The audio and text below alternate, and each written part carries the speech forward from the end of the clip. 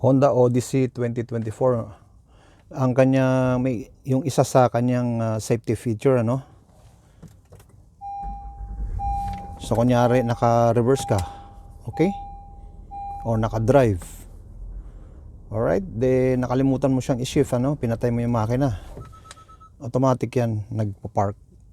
Okay? Then mamaya-maya mag-shut off na yung ignition. Okay? So nire-require sa doon sa ano, sa gauge ng push twice. Okay. Kung nagmamadali kang mag-off. Pero automatic na siya mag-off pag habang napabayaan mo siyang gano'n, ano, mag-off, magkukusang mag-off 'yun, yung ignition switch. Alright, Honda Odyssey 2024.